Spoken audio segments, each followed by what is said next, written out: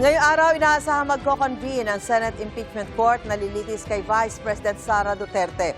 Sabi ng isa sa mga House prosecutors, pinaghahandaan nilang mabuti ang pagpresenta ng articles of impeachment laban sa bise. May unang balita, si Jonathan Andal. Bagong inaasahang pag-convene ng Senado bilang impeachment court, sama-samang dumalo sa misa sa EDSA Shrine ng ilang kongresistang miyembro ng prosecution panel, sina Representatives Leila De Lima, Joel Chua at Lawrence Defensor. Humingi po kami ng pagbabasbas para tulungan kami, to give us guidance, to give us strength, to give us wisdom to prosecute the respondent and to seek for her conviction para managot talaga siya.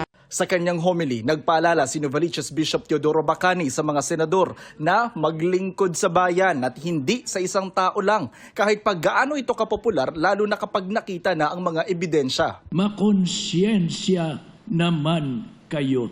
Huwag ninyong sasabihin, tao naman ako ni Sara hindi ako boboto laban sa kanya. Hindi ka tao ni Sara kung ikaw ay senador. Tao ka ng bayan. Panawagan sa mga senador ni Bishop Bacani na isa sa framers ng 1987 Constitution, simulan kaagad ang impeachment trial. Kasama po ako sa sumulat ng konstitusyon na yon. Forthwith, agad-agad. Sabi, huwag na kayo magpapapasok sa bato sa Senado at magbabaril sa Senado.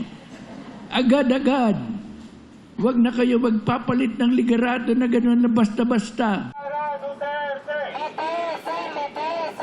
Bago ang misa, nagrally sa EDSA Shrine ng ilang civil society groups. Yung sa loobin po namin, kailangan po nating ituloy yung impeachment trial na ilang taon nang inaantay ng taong bayan.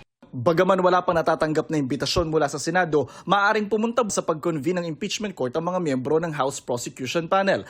Bilang paghahanda sa trial, may mga nakatoka ng articles of impeachment sa bawat prosecutor na kongresista. Ang expectation naman ho natin sa mga House Prosecution Panel, kahit hindi ho sila assigned doon sa mga specific grounds po na ito, they will still be able to prosecute and present the evidence on the other grounds, no, na hindi po sila assigned. Sinusuri na rin ng prosekusyon ng mga kukunin nilang private prosecutor at mga saksi. Si Chua naman umaasang hindi makakaapekto sa impeachment process ang tensyon sa Senado.